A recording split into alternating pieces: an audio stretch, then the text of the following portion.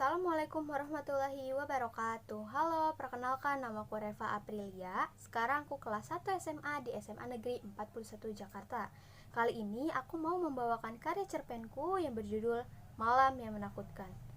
Di minggu pagi yang cerah, aku berniat untuk olahraga pagi karena sudah sangat lama rasanya aku tidak melakukan lari pagi. Lalu, aku menghubungi temanku dan temanku pun menyetujuinya. Kami memutuskan untuk berangkat jam setengah 6 pagi. Selesai lari pagi, aku pun pulang dan mandi, lalu pergi bermain lagi bersama temanku. Malam hari pun tiba. Aku memutuskan untuk pulang dan membersihkan diri untuk tidur. Sebelum tidur, aku selalu melakukan ritualku, yaitu menulis keseharianku ke dalam buku diariku. Aku pun mulai mencatat bahwa hari ini aku merasa baik-baik saja. Aku sangat senang karena hari-hariku ini berjalan dengan lancar. Setelah menulis tentang seluruh isi hatiku, aku tengok ke arah jam dinding dan menunjukkan pukul 10 malam. Kuputuskan untuk tidur lebih awal, namun akhirnya aku teringat tugas yang belum aku selesaikan. Aku pun tetap tidur dan berniat bangun tengah malam nanti untuk menyelesaikan tugas itu. Hingga tepat pukul 1 malam, aku terbangun untuk mengerjakan tugas dan bergegas membasuh wajahku dengan air agar kegiatanku tidak tertahan oleh rasa kantukku. Setengah jam pun berlalu, dan semua aman-aman saja. Namun, entah kenapa ia datang di saat yang tidak tepat. Ia mulai merasuki tubuhku dan mulai mengendalikan tubuhku. Mulai dari mencoret-coret buku tugasku dengan kata-kata keinginannya, merobek-robek tugasku, memberantaki meja belajarku, bahkan mengambil gunting untuk menggunting rambutku sambil berkata, "Kamu tidak pantas memiliki rambut indah. Ini sebaiknya dipotong saja." Aku yang setengah sadar menahan tangan kananku agar tidak menggunting rambutku dan membuang jauh gunting dari hadapanku. Khawatir ia akan mengambil lagi dan melakukannya lagi. Kupikir ia akan menggangguku hanya sampai di situ saja. Nyatanya tidak. Ia melihat sekeliling mencari benda yang dapat ia kenakan untuk membunuhku. Lalu, ia menemukan cutter bekasku membuka paket. Kemudian, aku bergumam, "Sial, aku lupa menaruhnya lagi setelah menggunakan cutter itu." Lalu, ia mengambil cutter itu dan mengarahkan ke arah tangan mendekati nadi sambil berkata, "Kamu tidak pantas hidup, gadis manis. Semua orang tidak suka padamu. Untuk apa kamu hidup jika hanya meminta perhatian dari orang lain? Lebih baik kita akhiri saja hidup ini. Maka dirimu akan bahagia setelah mati." Lalu aku berucap, "Tidak, kamu yang seharusnya pergi, sialan.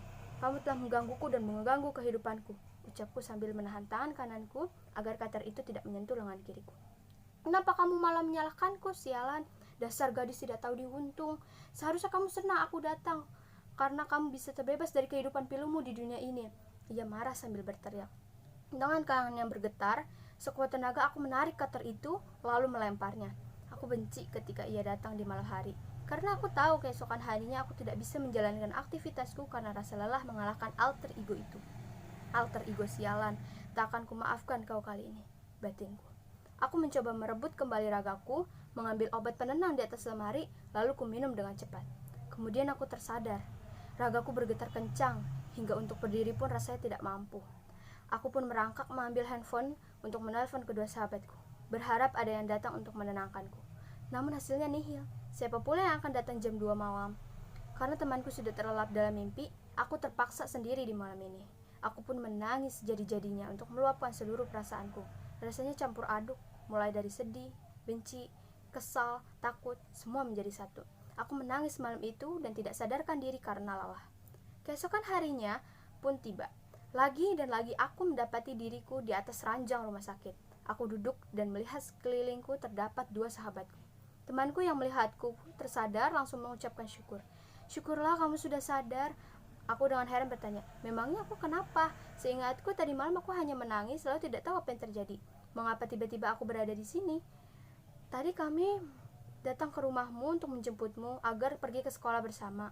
Namun kami kaget ketika melihatmu tertidur di lantai dengan kamar yang berantakan. Bukumu penuh dengan robekan, ditambah lagi banyak coretan kata mati di beberapa lembar.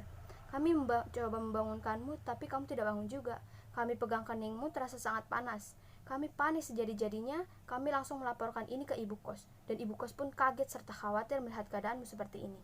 Lalu kami dan ibu kos pergi membawamu ke rumah sakit, dan dokter berkata, kamu pingsan sudah sangat lama, mungkin karena kelelahan. Sebenarnya ada apa dengan dirimu tadi malam? Ucapnya sambil menjelaskan.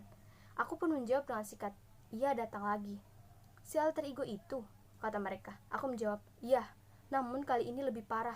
Ia tidak hanya mengajakku untuk mati, namun sekarang ia nekat meletakkan cutter di atas nadi tangan kiriku. Untungnya aku berhasil melempar cutter itu. Teman-temanku sudah tahu tentang keberadaan alter ego itu. Tentunya mereka sangat khawatir apabila alter ego itu datang, karena alter ego itu tidak akan merayu bahkan memaksa untuk mengajaknya mati.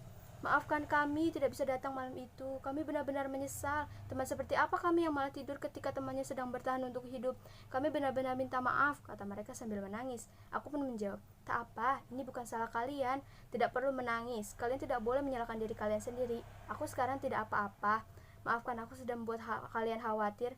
Kalian mau kan nanti temani aku konsul lagi ke psikolog untuk melaporkan kejadian ini lagi kepada dokter Zhu?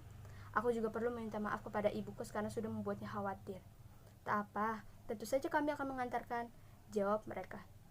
Pada akhirnya aku pun sembuh secara fisik dan langsung menemui ibu kos serta meminta maaf sudah membuatnya khawatir. Ibu kos memaafkanku tentunya dan ikut menemaniku ke psikolog bersama kedua sahabat. Selesai. Terima kasih. Wassalamualaikum warahmatullahi wabarakatuh.